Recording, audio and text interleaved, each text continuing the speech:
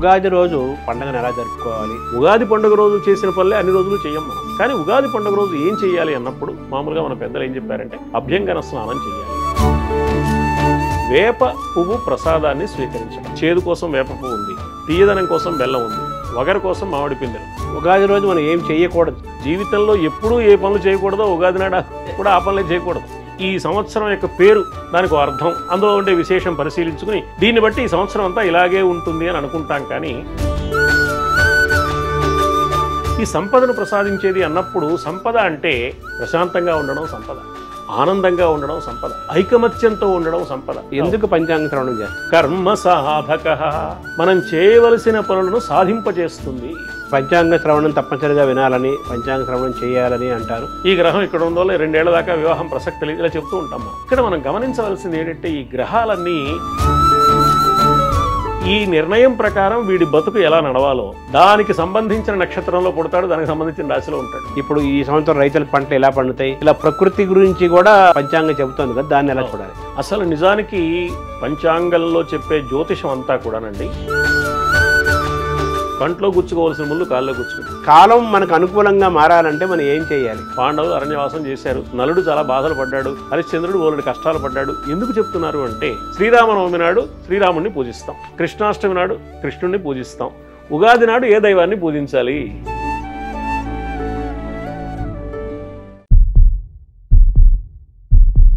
నమస్కారం. మనతో పాటు డాక్టర్ మల్లా ప్రగడ శ్రీమన్నారాయణ గారు ఉన్నారు. వారు పేరెన్నెక్కి గన్న ప్రవచనకర్త. వారి తండ్రి గారు కూడా గొప్ప ప్రవచనకర్త. సంస్కృత ఆంధ్రంలో అద్భుతంగా అధ్యాపకుడిగా, పరిశోధకులుగా, సాహిత్యవేత్తగా, కవిగా, పండితులుగా తెలుగు వారందరికీ సుప్రసిద్ధమైన వ్యక్తి మల్లాప్రగడ శ్రీమన్నారాయణ గారు. సాహిత్యము, అధ్యాపనము, ప్రవచనము ఈ 3 రంగాల్లో కూడా వారు చాలా ప్రసిద్ధులు. ఉగాది సందర్భంగా మల్లాప్రగడ శ్రీమన్నారాయణ గారి ద్వారా ఉగాది యొక్క ప్రాశస్త్యము, ఈ సంవత్సరం ఉగాది యొక్క ప్రత్యేకత, ఉగాది రోజు ఏం చేయాలి, ఏం చేయకూడదు, దాని ఫలితాలు, ప్రభావాలు, ఈ సంవత్సరం అంతా ఎలా ఉంటుంది తెలుగు సంవత్సరం, ఈ విషయాలు, ఈ విశేషాలన్నీ మనం తెలుసుకునే ప్రయత్నం చేద్దాం. నమస్కారం సార్. నమస్కారం అండి. ఉగాది అనేది మన తెలుగు సంవత్సరం, మన సంవత్సరం తెలుగు ఉగాది అంటారు కదా. ఈ ఉగాది అనే ఆ మాట పదబంధం ఎలా ఏర్పడిన దగ్గర నుంచి మొదలుపెట్టుకొని ఈ సంవత్సరం ఉగాదికి ప్రతి సంవత్సరం ఒక పేరు ఉంటుంది కదా, అక్కడి నుంచి మనం అలా వెళ్దాం. దిక్కాలార్జనవచ్చిన్న అనంత చిన్మాత్రమూర్తయే స్వానుభూత్యేకమానాయ నమశాంతాయ తేజసే. కాలస్వరూపుడు, కాలానికి అతీతుడు, విశ్వస్వరూపుడు, విశ్వానికి అతీతుడు అయిన పరమాత్మకు ముందుగా నమస్కారం చేస్తూ, కాలస్వరూపాన్ని మన పెద్దలు చాలా ఒక పద్ధతిగా గణన చేశారు.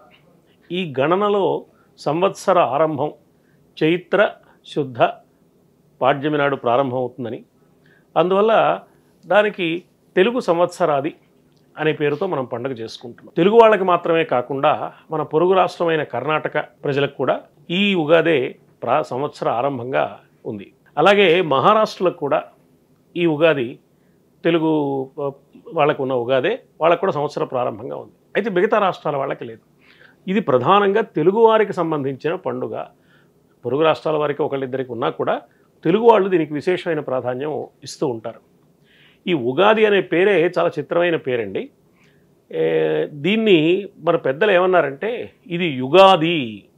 ఈ యుగాది అనేది ఉగాది అన్న పేరుతో క్రమంగా కాలక్రమేణా లోకంలో వ్యవహారంలోకి వచ్చింది. అంటే వికృతి పదమైంది అది అని ఒక అభిప్రాయం ఉంది. యుగాది అంటే యుగమునకు ఆది, అంటే సృష్టి ఆరంభం అనే అభిప్రాయం. ఇంకొక అర్థం చూసుకుంటే యుగము అంటే యుగము అన్న యుగళము అన్న జంట అని అర్థం. ఏమిటి ఆ జంట అంటే ఒకటి ప్రకృతి, ఒకటి పురుషుడు, అంటే సృష్టి యొక్క ప్రారంభం అనమాట. సృష్టి ప్రారంభంలో పురుషుడు అంటే పరమపురుషుడైన పరమాత్మ ఉన్నాడు, ఆయన నుంచి ప్రకృతి వచ్చింది, ప్రకృతిలో భాగంగా జీవరాశులన్నీ వచ్చాయి. ప్రకృతిం పురుషం చైవ విద్యనాది ఉభావపి అని భగవద్గీతలో ప్రకృతి పురుషులు అనాదిగా ఉన్నవాళ్ళు, వారి సృష్టి ఆరంభం ఎప్పుడుందో ఎవరు నిర్ణయించలేరు. కానీ సృష్టి ఆరంభాన్ని ఒక లెక్క వేసి మనవాళ్ళు ఇగో ఇన్ని లక్షల సంవత్సరాలు కృతయుగం ఉన్నది, ఇన్ని లక్షల సంవత్సరాలు త్రేతాయుగం, ఆ తర్వాత ద్వాపరయుగం, ఏదో 4 లక్షల సంవత్సరాల పైన ఈ కలియుగం నడుస్తోందని ఏవో లెక్కలు చెప్పారు. చెప్పి దీన్ని సంవత్సరాల వారీగా విభాగం చేసి ఒక 60 సంవత్సరాలు ఒక కాల పరిమితి అనే అభిప్రాయాన్ని మన వాళ్ళు నిర్ణయించి 60 సంవత్సరాలకు 60 పేర్లు పెట్టారు. ప్రభవాది షష్ఠి సంవత్సరాణం మధ్యే అని మనం చెప్పుకుంటూ ఉంటాం సంకల్పం చెప్పుకున్నప్పుడు కూడా. ఈ ప్రభవతో ప్రారంభమైన 60 సంవత్సరాల మధ్యలో ఇది 39వ సంవత్సరం, విశ్వావసు నామ సంవత్సరం. ఇప్పుడు మనకు వచ్చిన ఈ ఉగాది. విశ్వావసు అనే మాట చాలా ప్రత్యేకమైన మాట. తర్వాత ఉగాది సృష్టి ఆరంభం అనుకోవడానికి యుగాది అనే కాకుండా ఉగాది అన్నా కూడా సరిపోతుంది. ఎలా సరిపోతుంది అంటే ఉ గా అనేవి రెండు వేరువేరు అక్షరాలుగా తీసుకుంటే ఉ అంటే ఉడు, గా అంటే గమనం, ఉడు అంటే నక్షత్రం. నక్షత్రాల గమనమునకు ఆది అయినది ఉ గా ఆది, ఉగాది అంటే సృష్టి ఆరంభమే. అంటే సృష్టి ఆరంభంలో సూర్యచంద్రులు నక్షత్రాలు ఇవి ఉంటాయి కాబట్టి నక్షత్రాలు స్వయం ప్రకాశకమైనవి అన్న అభిప్రాయంతో, సూర్యుడేమో దేవతల్లో ఒకడు కాబట్టి ఆ దేవత అనుగ్రహంతో వచ్చిన సృష్టి ఆరంభంలో నక్షత్రాల యొక్క కదలిక ప్రారంభమై కాలము యొక్క గమనం మొదలైంది. అందువల్ల దీన్ని యుగాది అనుకున్నా ఉగాది అనుకున్నా కూడా రెండు విధాలుగా కూడా సృష్టి ఆరంభాన్ని తెలియచేసే పదం. ఈ సృష్టి ఆరంభాన్ని తెలియచేసే ఉగాదిని ఒక పర్వదినంగా భావించి ముఖ్యంగా తెలుగు వాళ్ళు విశేషంగా జరుపుకోవడం. ఈ 60 వరుసలో ఉన్న ఈ 39వ సంవత్సరంగా వచ్చిన ఈ విశ్వావసునామ సంవత్సరం ఓ ప్రత్యేకమైన సంవత్సరంగా మన వాళ్ళు చెప్తారు. ఎందుకంటే ఇప్పటి వరకు వచ్చిన క్రోధినామ సంవత్సరం, క్రోధి అన్న పేరులోనే వినగానే కాస్త కష్టం భయం కలిగే లక్షణం. క్రోధి అంటే క్రోధం గలవాడు. క్రోధం గలవాడు ఏం చేస్తాడు? తప్పకుండా అపకారమే చేస్తాడు. తర్వాత క్రోధానికి ఉన్న ఇంకో లక్షణం ఏమిటంటే విచక్షణ ఉండదు. తన కోపం మీద తన శత్రువు అన్నారు కదా, క్రోధంలో ఎప్పుడైతే విచక్షణ ఉండదో దానివల్ల చాలా నష్టం వస్తుంది. ఇతరులకి వస్తుంది, వాడి వల్ల వాడికి కూడా వస్తుంది. అంటే అరిషడ్ వర్గంలో అదొకటి కదా మరి. అందువల్ల ఈ క్రోధం చాలా ప్రమాదకరమైంది. ఆ క్రోధి స్థితిని దాటి విశ్వావసు, విశ్వమంతటికి వసు అంటే సంపద, బంగారం, విశ్వమంతటికి సంపదను ప్రసాదించే దివ్యమైన స్థితిని కలిగించే సంవత్సరంగా ఈ విశ్వావసు సంవత్సరాన్ని మన పెద్దలు భావించారు. అయితే ఇక్కడ ఒక చిన్న విషయాన్ని మనం గమనించాలి. లోకంలో మనకు ఒక అభిప్రాయం ఏమిటంటే ఈ సంవత్సరం యొక్క పేరు, దానికి అర్థం, అందులో ఉండే విశేషం పరిశీలించుకుని దీన్ని బట్టి ఈ సంవత్సరం అంతా ఇలాగే ఉంటుంది అని అనుకుంటాం. కానీ అలాగే 100% ఉంటుంది అని అనుకోవటం కుదరదు. కొంతవరకు అంచనా వేయడానికి మాత్రమే తప్ప కాలాన్ని కానీ కాలస్వరూపుడైన పరమాత్మని కానీ మనం కొంతవరకు అంచనా వేయడం తప్ప 100% అంచనా వేయడం మానవ మాతృలైన వారికి సాధ్యమయ్యే విషయం కాదు. పరమాత్మ మన కొలతలకు అందనివాడు. మనని కొలుస్తాడు ఆయన. మనం ఎక్కడున్నాం, ఏం చేస్తున్నాం, వ్యవహారం ఆయన చూస్తాడు. కానీ పరమాత్మ స్వరూపం, కాలస్వరూపమైన ఈ కాలాన్ని మనం కొలతలు వేసి ఖచ్చితంగా నిర్ణయించడం అనేది కుదిరే పని కాదు. కొంతవరకు అంచనా వేసినప్పుడు ఈ విశ్వావసు అనేది విశ్వమంతటికి సంపదను ప్రసాదించేది. ఈ సంపదను ప్రసాదించేది అన్నప్పుడు సంపద అంటే ఏదో రూపాయల లెక్కలో బంగారం లెక్కలో ఉండేదే కాదు. ప్రశాంతంగా ఉండడం సంపద, ఆనందంగా ఉండడం సంపద, ఐకమత్యంతో ఉండడం సంపద. మన సంస్కృతిని సంప్రదాయాన్ని పరిరక్షించుకుంటూ మన సనాతనమైన ధర్మాన్ని కాపాడుకోగలగడం సంపద. మన ధర్మానికి ఎదురొచ్చే వారిని ఎదిరించి మన ధర్మాన్ని నిలుపుకోగలగడం సంపద. కుటుంబాల మధ్య సామరస్యం ఉండడం సంపద. మత కలహాలు లేకుండా ఉండడం సంపద. అంటే ఒక ప్రశాంతమైన దివ్య స్థితిని ప్రసాదించి, ఇవేవీ లేవనుకోండి, ఎంత సంపద ఉంటే ఏం లాభం? ప్రశాంత జీవనం లేనప్పుడు వాడికి ఎంత సంపద ఉన్నా ఒకటే. కాబట్టి సంపద పేరుతో సంపద ఏ మహత్తరమైన ప్రయోజనాలు కలిగిస్తుందో ఆ ప్రయోజనాలన్నింటినీ ఇది ప్రసాదిస్తుంది అనే ఒక విశ్వాసం ప్రజల్లో ఉంది. అందువల్ల విశ్వావసునామ సంవత్సరం సమస్త సంపదలను అందరికీ పంచేది. ఈ సమస్త సంపదల్లో ప్రశాంతత, ఆనందం, వైభవం, సౌభాగ్యం, ఐకమత్యం, సౌహార్దం, సామరస్యం ఇలాంటి మంచి లక్షణాలన్నీ ఉన్నాయి. అన్ని మంచి లక్షణాల సముదాయంగా ఈ విశ్వావసునామ సంవత్సరాన్ని మన పెద్దలు అభిప్రాయపడుతున్నారు. అందరికీ మంచి జరుగుతుందనే కదా దాని సారాంశం. అందరికీ మంచి జరుగుతుంది అనేది కాలం యొక్క ప్రస్తావనతోనే మనం మొదలుపెట్టాము ఇది. అవును. ఈ ఉగాది కూడా కాలము, కాలం యొక్క గమనము, నక్షత్రాలు, ప్లానెట్స్, గ్రహాలు, వాటి మూమెంట్స్, అంతే, తర్వాత ఋతువులు ఇవన్నీ కలిసిన క్రమం కదా మనం మాట్లాడుకున్న ఉగాది అనగా.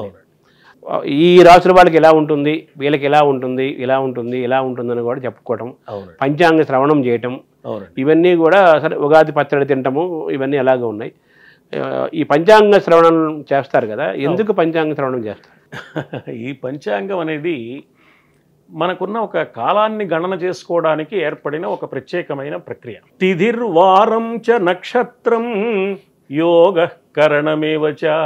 తిథి, వారము, నక్షత్రము, యోగము, కరణము. పంచాంగమితి విఖ్యాతం లోకోయం కర్మ సాధక అని ఒక మాట ఉంది. అంటే తిథి, వారము, నక్షత్రము, యోగము, కరణము అనే ఈ 5 సముదాయము, 5 అంగముల యొక్క సముదాయం పంచాంగం అన్న పేరుతో ప్రఖ్యాతి పొందింది. ఇది ఏం చేస్తుంది అంటే కర్మ సాధక, మనం చేయవలసిన పనులను సాధింపజేస్తుంది. ఈ చేయవలసిన పనులను సాధింపజేస్తుంది అన్నప్పుడు దీన్ని చాలా జాగ్రత్తగా అర్థం చేసుకోవాల్సి ఉందండి. ఇప్పుడు తిథి, వారము, నక్షత్రము, కరణము, యోగము 5 అంశాలు ఉన్నాయి. ఈ 5 అంశాల యొక్క సముదాయము పంచాంగం అని అనుకున్నాం. ఇవి దేన్ని బట్టి లెక్క వేస్తున్నాం? ఈవేళ పాడ్యమి అంటే మొదటి రోజు అంటున్నాం, మాసంలో మొదటి రోజు అండి. పౌర్ణమి వరకు శుక్లపక్షం, తర్వాత దేన్ని బట్టి లెక్క వేస్తున్నాం అంటే మన పంచాంగం మీద ఒక మాట ఉంటుంది, స్వస్తి శ్రీ చాంద్రమాన విశ్వావసునామ సంవత్సరం. అంటే చంద్రుడి యొక్క నడక ఆధారంగా. ఎందుకు చంద్రుడి యొక్క నడక ఆధారంగా లెక్క వేసుకోవాలి అని ఆలోచిస్తే భూమి చుట్టూ చంద్రుడు తిరుగుతున్నాడు. ఈ భూమి తన చుట్టూ తాను తిరుగుతూ సూర్యుడి చుట్టూ తిరుగుతోంది. అంటే భూమికి 2 విధాలుగా అటు సూర్యుడితో ఇటు చంద్రుడితో అనుబంధం ఉంది. మనం గుర్తించినా గుర్తించకపోయినా, మనం నమ్మినా నమ్మకపోయినా, మనకు అర్థమైనా కాకపోయినా ఈ అనుబంధం మాత్రం అనివార్యం. సైన్స్ కూడా అదే చెబుతుంది. సైన్స్ కూడా అది చెప్తోంది కదా. అందువల్ల భూమిపై జీవించే మానవుడికి భూమి ఏ సూర్యుడి చుట్టూ తిరుగుతోందో ఆ సూర్యుడితోనూ, ఏ భూమి చుట్టూ చంద్రుడు తిరుగుతున్నాడో ఆ చంద్రుడితోనూ అనుబంధం ఉండి తీరాలి, ఉంటుంది కూడా. ఆ అనుబంధాన్ని దృష్టిలో పెట్టుకుని కాలానికి కొలతలు వేసి చంద్రుడి యొక్క నడక ఆధారంగా ఆ నడక యొక్క ప్రభావం మానవుడి మీద ఎలా ఉంటుంది అనే ఉద్దేశంతో చాంద్రమానము అని పేరు పెట్టారు. ఈ చాంద్రమానం కాకుండా కొన్ని ప్రదేశాల్లో సౌరమానం ఉంది, సూర్యుడి యొక్క నడక ఆధారంగా. మరికొన్ని ప్రదేశాల్లో బృహస్పతి నడక ఆధారంగా కాలానికి కొలతలు వేసే విధానం ఉంది. బారహస్పత్యమానము, మానము అంటే కొలమానము, పరిమాణము, ఈ మాటలు మనకు తెలుసు. కాబట్టి చాంద్రమానము అంటే చంద్రుడి నడక ఆధారంగా కాలానికి కొలతలు వేసుకునే విధానం. ఈ విధానంలో చంద్రుడు ఏ నక్షత్రంలో ఉంటే ఆ నక్షత్రాన్ని బట్టి ఆ రోజు మనకు ఆ నక్షత్రం అని అనుకుంటాం. ఈ చంద్రుడు 16 కళలతో ఉంటాడు. ఈ 16 కళల్లో శుక్లపక్షం ప్రారంభమైనప్పుడు ఒక్కొక్క కళ చొప్పున కలుస్తూ ఉంటుంది, పెరుగుతూ ఉంటాడు. ఆయనకి 16 కళలైతే తిథులు 15. అంటే ఒక కళ ఎప్పుడు ఉంటుందన్నమాట, అది నశించదు. అమావాస్య నాడు కూడా ఒక కళ ఉంటుంది. ఆ కళ ఏంటండి? మనకు కనపడదు. దాన్ని సాదా కళ లేకపోతే ధ్రువా కళ అన్నారు. పౌరాణికంగా ఏం చెప్తారంటే మన వాళ్ళు, ఈ చంద్రుడికి ఏదో దక్ష ప్రజాపతి శాపం ఇచ్చాడు, భార్యలందరినీ సమానంగా చూడటం లేదని, నీకు కుష్టు వ్యాధి వచ్చి నశించిపోదువుగా. కానీ అక్కడి చంద్రకళలు క్షీణించడం ప్రారంభించాయి. ఈ చంద్రుడు పరమేశ్వరుడి కోసం తపస్సు చేసి తన కళల్లో ఒక కళని పరమేశ్వరుడికి ఇచ్చాడు. ఆ పరమేశ్వరుడు దాని శిరస్సును ధరించి చంద్రకళాధరుడయ్యాడు. పరమేశ్వరుడికి ఇచ్చింది మాత్రం క్షేమంగా ఉంది, తన దగ్గరే ఉన్నవి మాత్రం తగ్గిపోతూ ఉంటాయి, పెరుగుతూ ఉంటాయి. శుక్లపక్షంలో ఒక్కొక్క కళ చొప్పున కలుస్తూ ఉంటుంది. ఈ పరమేశ్వరుడికి ఇచ్చిన సాదా కళ, ధ్రువా కళ అనే పేరుతో ఉన్న 16వ కళ ఎప్పుడూ ఉంటుంది. కాబట్టి పాడ్యమి నాడు 2 కళలు ఉంటాయి. ఇప్పుడు దశమి 10వ రోజు, ఆ రోజు 11 కళలు ఉంటాయి. పూర్ణిమ 15వ రోజు 16 కళలు ఉంటాయి. అందుకే ఎప్పుడూ ఒక కళ ఉంటుందన్నమాట. అయితే అమావాస్య నాడు ఉండే ఈ సాదా కళ లేక ధ్రువా కళ మన కంటికి కనపడదు. కాబట్టి మనం అమావాస్య నాడు చంద్రుడు కనపడ్డు, చీకటిగా ఉంది అని అనుకుంటాం. అందువల్ల ఈ చంద్రుడి యొక్క నడక ఆధారంగా తిథులు ఏర్పడ్డాయి. ఆ కళలన్నింటి కూడా పేర్లు చెప్పారు మన వాళ్ళు. ఉదాహరణకి 8వ తిథి ఉంది, అష్టమి తిథి, దానికి త్వరిత కళ అని పేరు. ఇట్లా వరుసగా పేర్లు పెట్టారు. చతుర్దశి నాటి తిథికి జ్వాలామాలిని అని పేరు. మనకు శాక్తేయ సంప్రదాయంలో ఈ కళలు, వాటి ప్రభావము, వాటిని నిత్యా కళలు అని కూడా అంటారు. ఈ కళలన్నీ అమ్మవారి స్వరూపమని, నిత్యా షోడశిక రూప అని లలితా సహస్రనామంలో ఈ విశేషాన్ని చెప్పారు. అంటే కాలానికి అధీశ్వరి అయిన పరమాత్మకు ఒక సంబంధాన్ని ఏర్పాటు చేసి కాలాన్ని దైవంగా భావించండి. కాలాన్ని ఎందుకు దైవంగా భావించాలి అంటే, కాలాన్ని దైవంగా భావించడం అంటే కాలాన్ని సద్వినియోగం చేయడం, వృధా కాలక్షేపం చేయడం కాకుండా కాలము సద్వినియోగపడేట్టుగా తనకైనా ఉపయోగపడాలి, లోకానికైనా ఉపయోగపడాలి, మేలు జరిగే విధంగా మాత్రమే కాలాన్ని వినియోగించుకోవాలి అన్నప్పుడు కాలం యొక్క లక్షణం మనకు తెలియాలి. ఈ లక్షణం తెలియడానికి తిథి అన్నారు. తిథి అనేది ఈ కళలు పెరగడాన్ని బట్టి ఏర్పడుతుంది. 15 రోజుల వరకు పెరుగుతూ వస్తే పూర్ణిమ వచ్చింది, అది శుక్లపక్షం అన్నారు. తర్వాత తరుగుతూ వస్తుంటే దానేమో కృష్ణపక్షం అన్నారు. ఈ కృష్ణ శుక్లపక్షాల్లో తరుగుతూ పెరుగుతూ వచ్చిన చంద్ర కళలు ఆధారంగా తిథులు ఏర్పడ్డాయి. తర్వాత వారం అంటే మనకి పైన ఉన్న గ్రహగోళాల్లో సూర్యుడు చంద్రుడితో పాటుగా మరి మిగతా గ్రహాలు కూడా ఉన్నాయి. 9 గ్రహాలు ఉన్నాయి. ఈ 9 గ్రహాల్లో రాహువు, కేతువు అనే 2 ఛాయాగ్రహాలు అని పేరు. ఆ 2 వదిలేస్తే మిగిలిన 7 మన వారానికి సంబంధం కలిగినవిగా ఉండి ఒక్కొక్క వారము ఆ గ్రహం పేరుతో ఏర్పడింది. సూర్యుడి పేరుతో ఆదివారం, చంద్రుడి పేరుతో సోముడు అంటే చంద్రుడు సోమవారం, కుజుడి పేరుతో మంగళవారం, బుధుడి పేరుతో బుధవారం, బృహస్పతి పేరుతో గురువారం, శుక్రుడి పేరుతో శుక్రవారం, శనీశ్వరుడి పేరుతో శనివారం, ఇలా ఏర్పడ్డాయి అన్నమాట. అంటే గ్రహాలతో సంబంధించి వారం ఏర్పడింది. చంద్రుడి వృద్ధి క్షీణతల దృష్టిలో పెట్టుకుని తిథి ఏర్పడింది.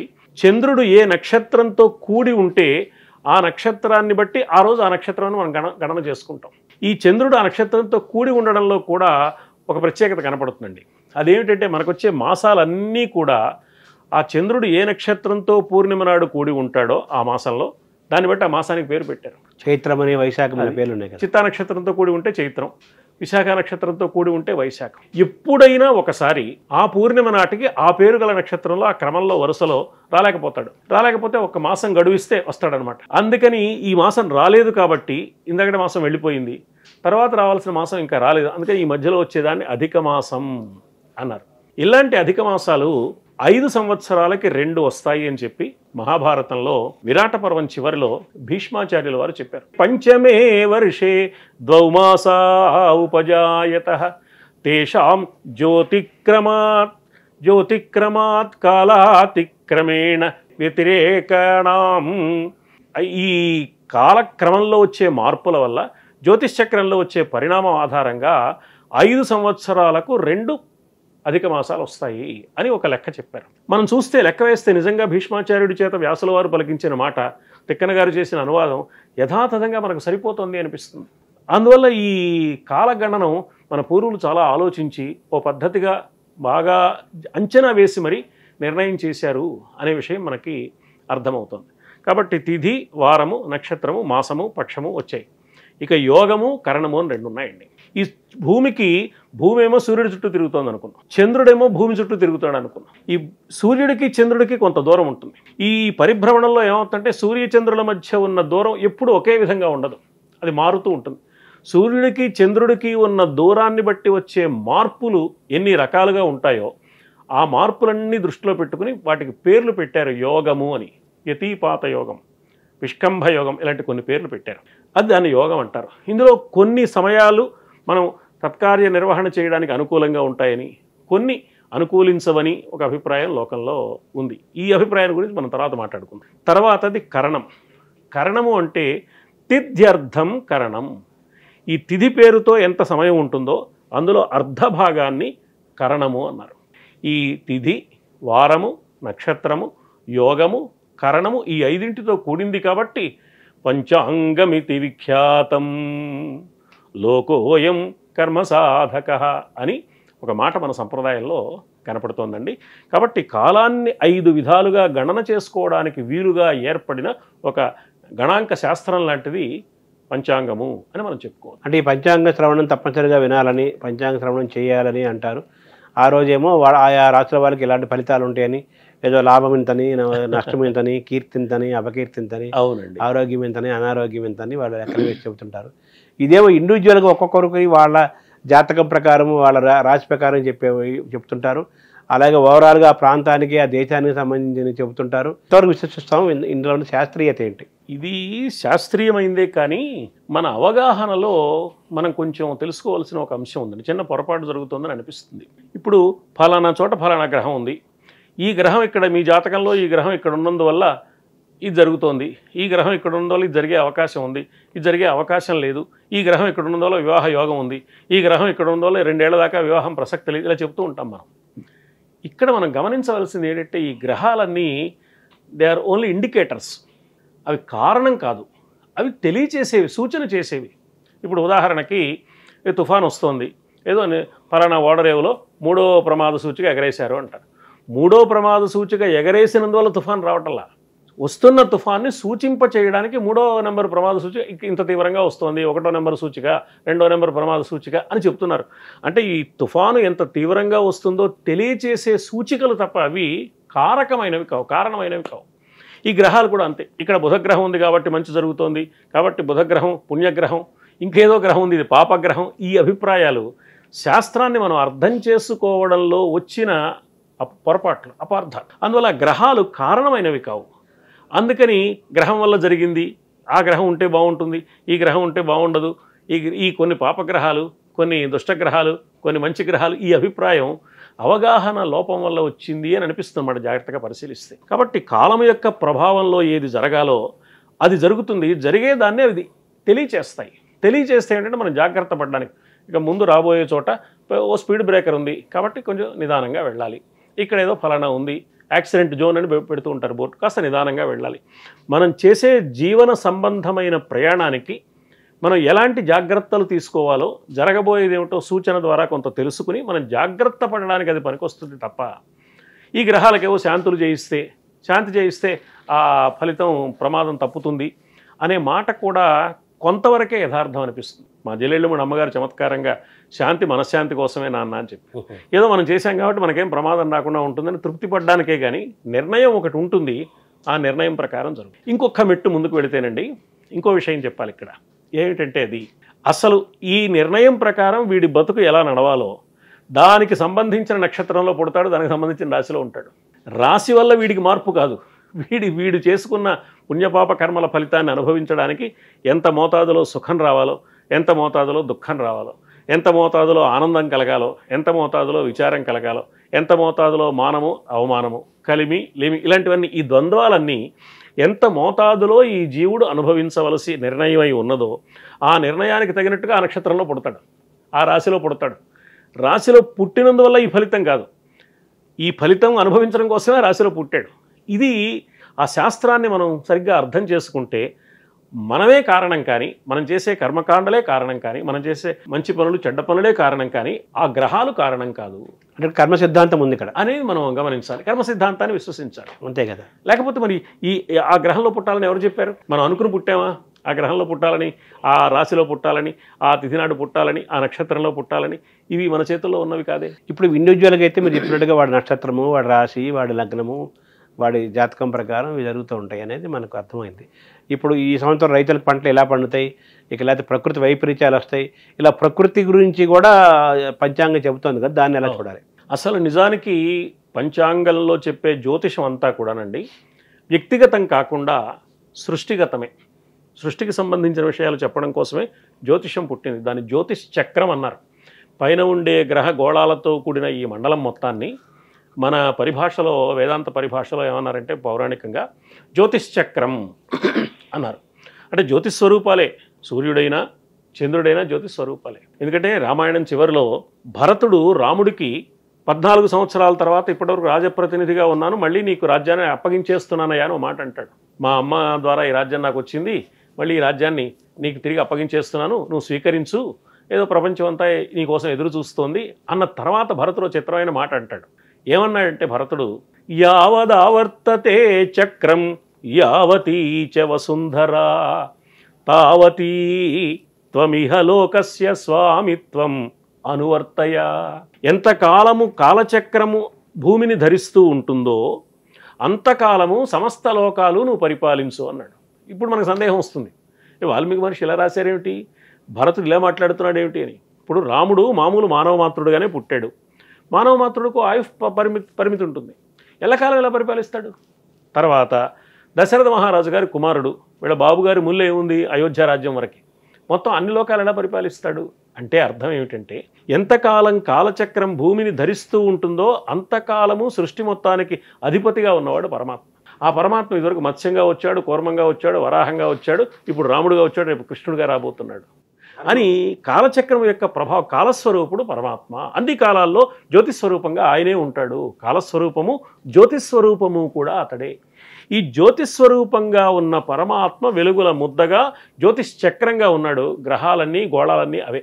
కాలం అంటే ధర్మమే కదా. కాబట్టి వాటి ప్రభావం సృష్టికి సంబంధించింది, వ్యక్తికి సంబంధించింది కాదు. వ్యక్తికి కూడా మనం అన్వయించుకుని గణనం చేసుకుంటున్నాం కానీ యథార్థంగా వ్యక్తికి సంబంధించింది కాదు. ఒకవేళ వ్యక్తికి సంబంధించింది అయితే ఇంత క్రితం మనం అనుకున్నట్టుగా అది కేవలం సూచన చేసేది మాత్రమే తప్ప కారణమయ్యేది ఖచ్చితంగా కాదు. సూచన చేసేది. అయితే ఈ సూచన దేనికి చేస్తున్నారంటే జాగ్రత్త పడడానికి. ఆ సమయంలో కాస్త మీరన్నట్టు ధైర్యాన్ని పుంజుకుని వ్యక్తిగా ఆత్మవిశ్వాసాన్ని పెంచుకుని పరమాత్మ యందు నమ్మకం కలిగి సత్కార్యాలు ఆచరించి గుండెదిటవుతో వచ్చే సమస్యని ఎదుర్కోవడానికి సన్నద్ధతను పెంచుకోవడానికి, సమస్యలు రాకుండా చేసుకోవడానికి వీలైనంత ప్రయత్నం చేయడానికి, సమస్య వస్తుంది అని తెలిసిన తర్వాత సిద్ధపడాలి కదా. సమస్య మనము సిద్ధపడినా పడకపోయినా వచ్చి తీరుతున్నది. కాబట్టి సిద్ధపడిన వాడు సంతోషంగా ఎదుర్కొంటాడు, లేనివాడు కుయ్యో అని ఎదుర్కొంటాడు. ఈ కుయ్యో మొర్రో అని ఎదుర్కోవడం బదులు సన్నద్ధమై ఎదుర్కోవడానికి మానవుడిని సిద్ధపరిచేది పంచాంగం కాబట్టి అది ఆత్మవిశ్వాసాన్ని కలిగిస్తుంది. మరొక విధంగా పరమాత్మ విశ్వాసాన్ని కూడా కలిగిస్తుంది. ఈ పంచాంగకర్తలు కానీ జ్యోతిషవేత్తలు కానీ ఏం చెప్తారంటే, నాయనా నీకు ఇది ఉంది కాబట్టి నువ్వు ఈ ఉపాసన చెయ్యి, ఈ దైవాన్ని ఆరాధించు. దైవాన్ని ఆరాధిస్తే అది తొలగిపోతుందని కాదు, తట్టుకునే శక్తి లభిస్తుంది. తొలగిపోవడం కూడా కొంతవరకు తొలగిపోతుందండి. అంటే ఎలా అంటే కంట్లో గుచ్చుకోవాల్సిన ముళ్ళు కాల్లో గుచ్చుకుంటాం. గుచ్చుకోవడం తప్పదు, కంట్లో గుచ్చుకునే బదులు కాల్లో గుచ్చుకుంటాం, అది కూడా రక్షణే. ఆ విధంగా పరమాత్మ అనుగ్రహిస్తాడు. ఇది దైనందిన జీవితంలో ఎందరెందరి విశ్వాసాల్లోనూ ఉన్న విషయం. కాబట్టి వ్యక్తిగతంగా ఇదైతే నిజంగా జ్యోతిష్చక్రం దాని సంబంధం సృష్టి మొత్తం మీద, భూమి మొత్తం మీద ఉంది కాబట్టి వర్షాలు ఎలా కురుస్తాయి, పంటలు ఎలా పండుతాయి, ధరవరలు ఎలా ఉంటాయి, ఈ దేశ నాయకుడికి ఎలాంటి అభ్యుదయం ఉంటుంది, ఎలాంటి ఇబ్బందులు ఎదుర్కోవచ్చు, లేకపోతే ఈ దేశం మీద విదేశీ దాడులు ఉండే ప్రమాదం ఎలా ఉంటుంది, ఈ దేశంలో శాంతి భద్రతలు ఎలా ఉంటాయి, అల్లకల్లోలమైన పరిస్థితులు వస్తాయా, ప్రజలు ఐకమత్యంతో ఉంటారా, లేకపోతే ఆయుధాలు ధరించి ఒకరినొకరు కత్తులు దూసుకునే పరిస్థితి ఉంటుందా, ఈ విశేషాలన్నీ కూడా ఆ గ్రహగతుల ప్రకారం కొంత గణన చేసే అవకాశం.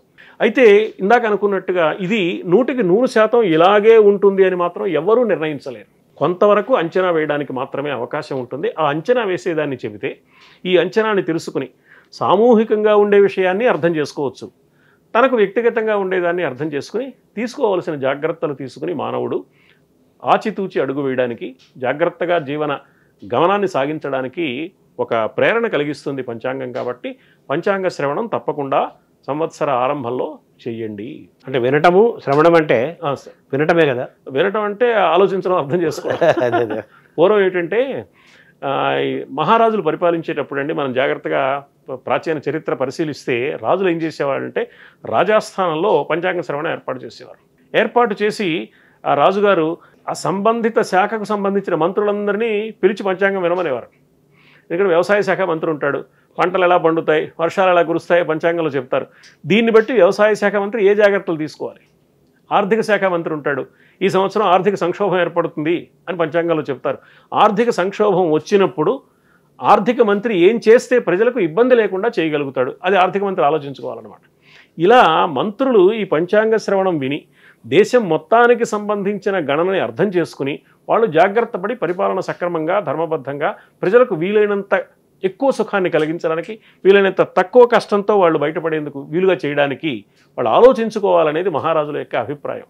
అందుకని రాజాస్థానాల్లో ఉగాది నాడు పంచాంగ శ్రవణం ఏర్పాటు చేసి ఊరికే ఏదో పండితుడిని సత్కరించడానికి పంచాంగ శ్రవణం, ఆ పండిత సత్కారంతో పాటుగా ఈ పంచాంగ ఫలితాలను పరిపాలించవలసిన వివిధ శాఖలకు చెందిన మంత్రులు కనుక విన్నట్లయితే వాళ్ళు సక్రమమైన ఆలోచన చేసి రాబోయే ఇబ్బందుల్ని ఎదుర్కోగలుగుతారు అనేది ఇందులో ఉన్న ఒక అభిప్రాయంగా మనకు. కాలజ్ఞానమే కదా ఇది. కాలజ్ఞానం రేపు జరగబోతుంది ఏంటో ముందుగా ఈ పంచాంగం ద్వారా తెలుసుకొని మనం తయారై ఆ విధంగా ఏం చేయాలి, ఏం చేయకూడదని నిర్ణయాలు తీసుకోవడానికి అది ఉపయోగపడుతుంది. ఇది సామూహికంగా ఉన్న వాటి విషయంలో ఎక్కువ ఫలిస్తుందండి. ఇప్పుడు మనం ఆశ్చర్యంగా అనిపిస్తుంది మనకి, ఎప్పుడో జరగవలసిన వాటిని పంచాంగకర్తలు లెక్క వేసి ఇప్పుడు తుఫాను వస్తుంది అంటే వాతావరణ కేంద్రం వారు చెప్పింది మారిపోతుంది, కానీ పంచాంగంలో చెప్పింది యథార్థంగా జరుగుతుంది.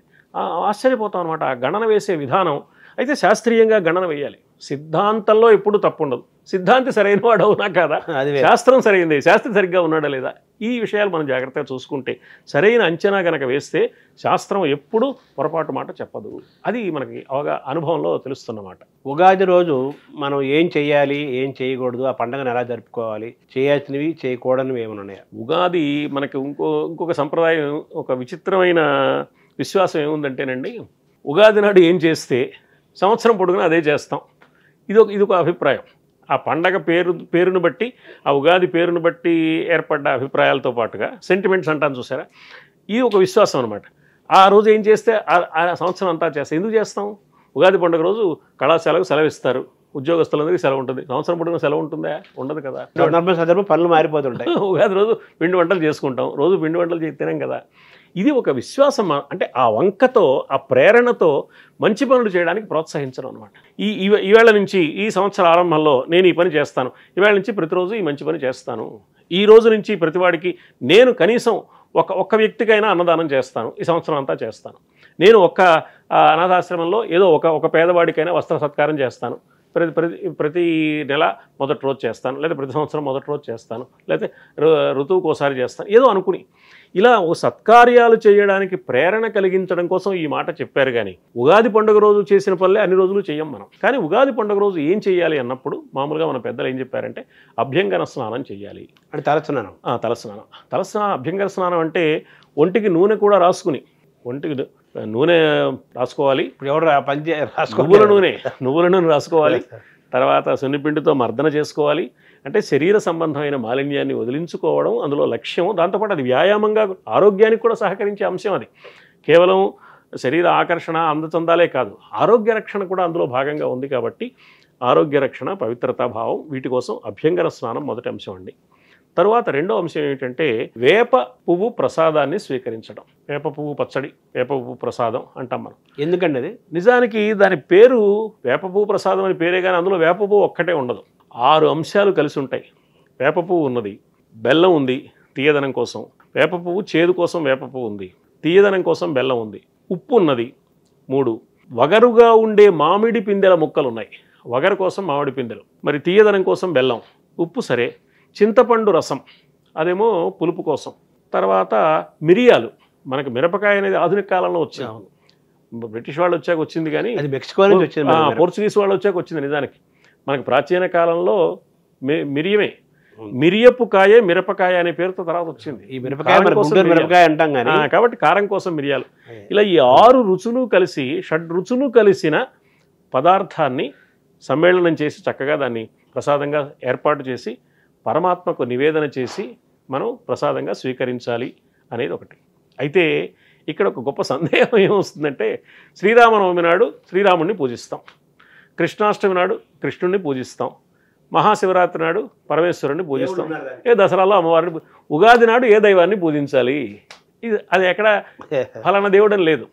అంటే ఉగాది నాడు మీ ఇష్టదైవాన్ని కాలస్వరూపుడైన పరమాత్మ ఇతడే, కాలస్వరూపుడైన పరమాత్మ ఒక్కడే ఉన్నాడు. ఆ ఒక్కడైన పరమాత్మని శివభక్తులు శివుడు అంటున్నారు, విష్ణు భక్తులు విష్ణుడు అంటున్నారు, రామభక్తులు రాముడు అంటున్నారు, కృష్ణ భక్తులు కృష్ణుడు అంటున్నారు తప్ప ఇంతమంది దేవుళ్ళు లేరు. Gods are many. అంటే కృష్ణుడు ఒక మాట అన్నాడు కదా, నేనే కాలాన్ని అన్నాడు కదా, అన్నాడు. నేనే అంటే అక్కడ కృష్ణుడు అనే వ్యక్తిని కాదు, భగవంతుడే కాలస్వరూపం. అదే అర్థం. అది భగవద్గీత అంతా కృష్ణుడు నేనని ఎప్పుడు చెప్పినా మనం జాగ్రత్తగా అర్థం చేసి కృష్ణుడు అనే వ్యక్తికి సంబంధించింది అని అనుకోవడానికి అవకాశం ఉండదండి.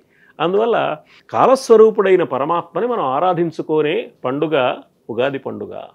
ఆ కాలస్వరూపుడైన కాలంలో వచ్చే మార్పులు చాలా ఉంటాయి. మనకు 6 ఋతువులు ఉన్నాయి. 6 ఋతువుల్లోని వాతావరణంలో మార్పు ఉంటుంది.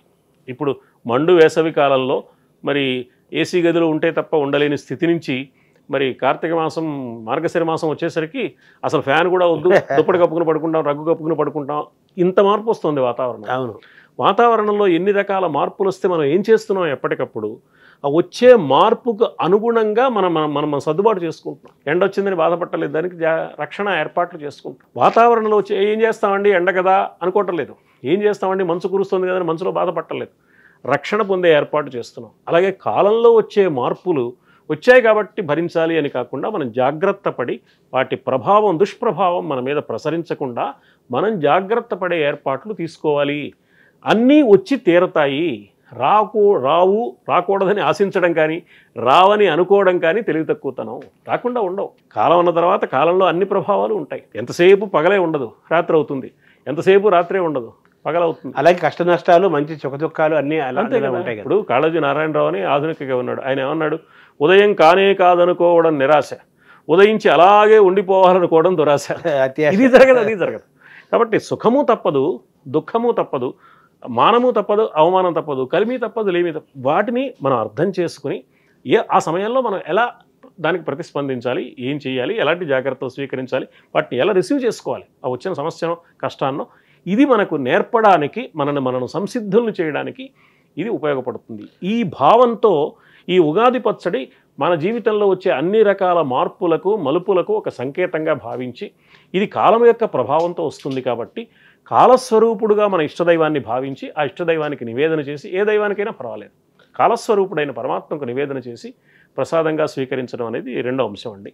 తర్వాత నూతన వస్త్రాలు ధరించాలి అనేది, ఇంట్లో తల్లిదండ్రులు అత్తమామలు పెద్దలు ఉంటే వారికి నూతన వస్త్రాలు ఇచ్చి వారిని గౌరవించి వారి ఆశీస్సులు స్వీకరించాలి.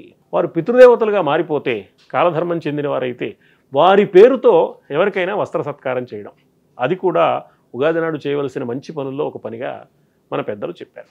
తర్వాత ఆత్మీయులందరితో కలిసి మంచి పిండి వంటలతో కూడిన విందు భోజనం చేయడం, సాయంత్రం తప్పకుండా పంచాంగ శ్రవణం చేయడం. పంచాంగ శ్రవణాన్ని గురించి అంటే పొద్దున పెడుతున్నారు, ఇప్పుడు పొద్దున ఉదయం పూట కూడా చేయవచ్చు, ఉదయం పూట చేయవచ్చు, సాయంత్రం చేయవచ్చు. ఆ ఉగాది రోజులో ఏదో సమయంలో విధిగా పంచాంగ శ్రవణం చేయడం. పంచాంగ శ్రవణం చేయడం అంటే కాలక్షేపంగా కాక దాన్ని కాలస్వరూపాన్ని అవగాహన చేసుకుని మనం దానికి తగిన విధంగా మనని మనం మలుచుకుని బ్రతకడానికి వీలుగా ఉండాలి అనే అభిప్రాయంతో. ఇది కాక తెలుగునాట ప్రత్యేకంగా ఉగాది నాడు మరి మీకు తెలియని విషయం కాదు, కవి సమ్మేళనాలు కానీ భువన విజయం లాంటివి కానీ ఇవి ప్రధానంగా జరుగుతూ ఉంటాయి. ఎందుకంటే వసంతం రాగానే కోయిల కూసినట్టుగా కవులు కూడా స్పందిస్తారు. కొత్త కొత్త భావాలు వస్తూ ఉంటాయి, కొత్త చిగుళ్ళు వస్తూ ఉంటాయి. ఈ తెలుగు వాళ్ళ ఉగాది ఏవో ప్రత్యేకమైన ఉగాది అండి. ఇప్పుడు ఆంగ్ల భాషకు మనం హ్యాపీ న్యూ ఇయర్ అని డిసెంబరు 31 అర్ధరాత్రి అనుకున్నా మారేదేం లేదు. మన గంతులేయడం మార్పు తప్ప ఇంకేమీ మారేది కనపడదు.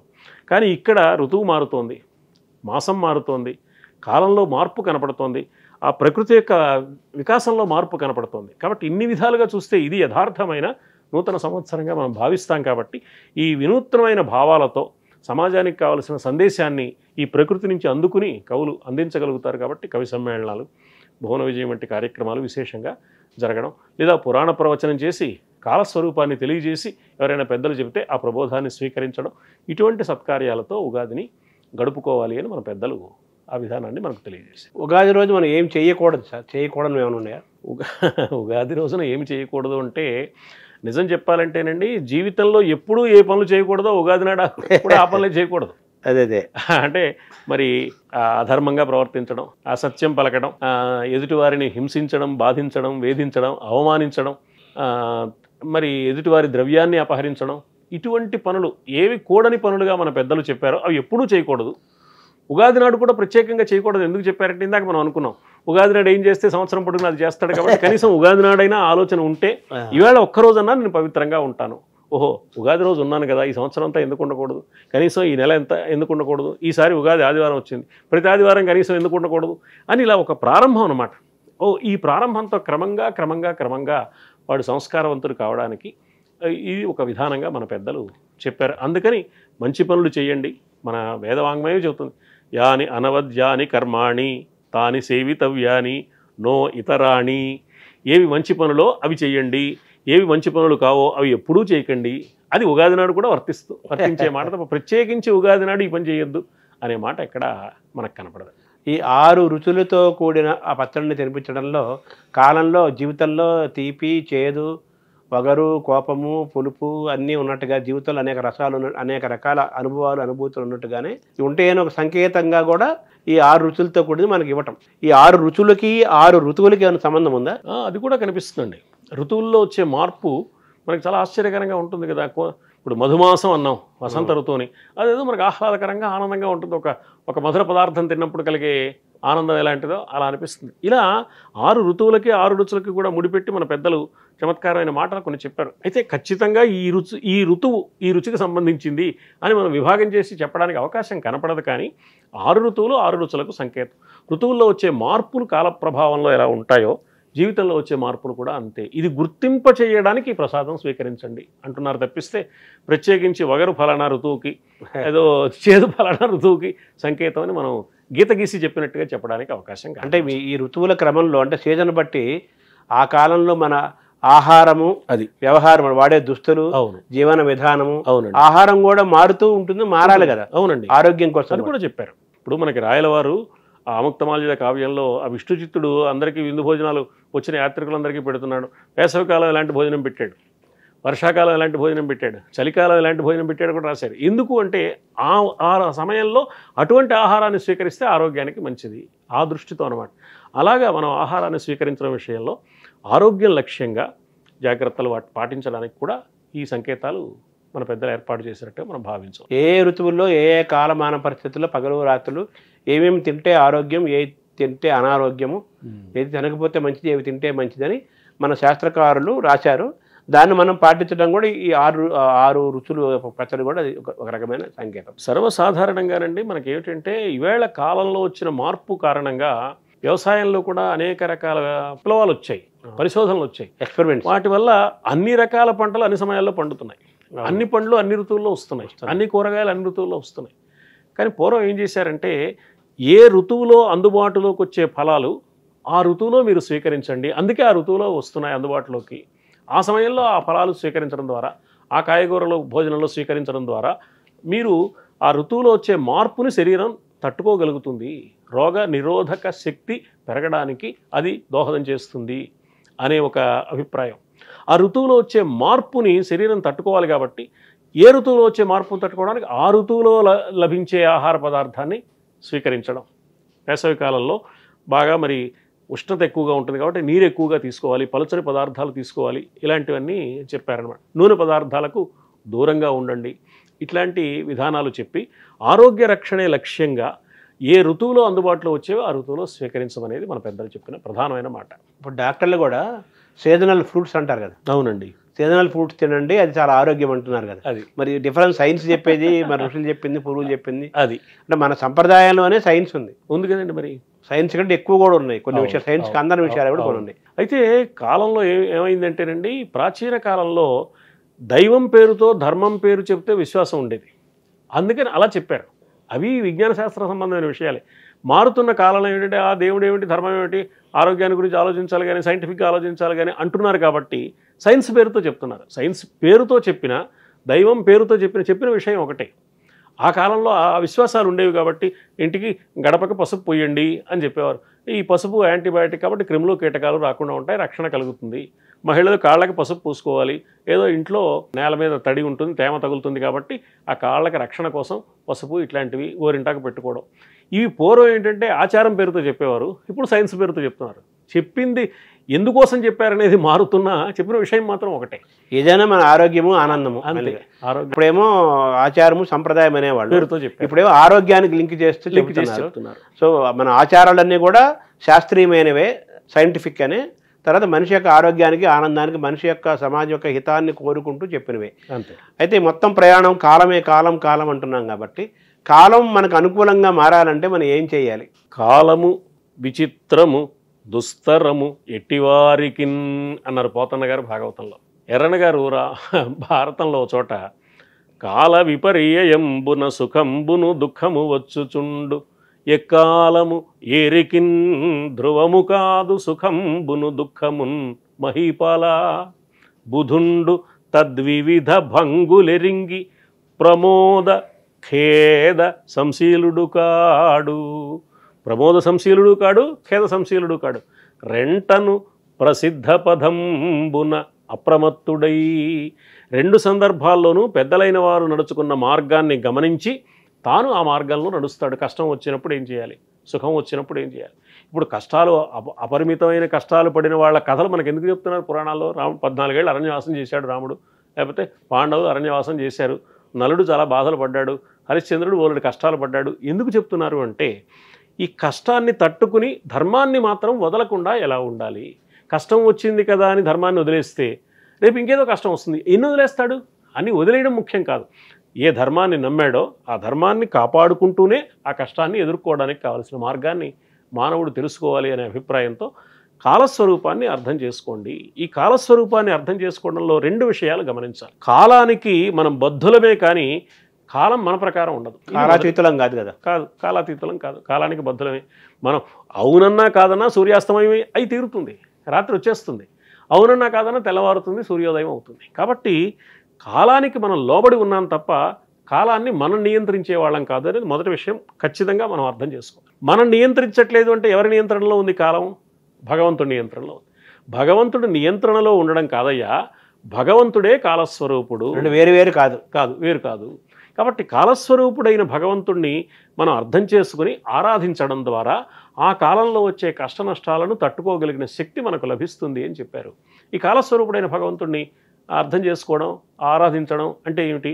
కాలాన్ని దుర్వినియోగం చేయకుండా ఉండడం, మంచి పనులే చేయడం. ఏ కాలంలో ఏ మంచి పనులు చేస్తే ఉపయోగమో సమాజానికి తనకి ఆ మంచి పనులు చేయడం.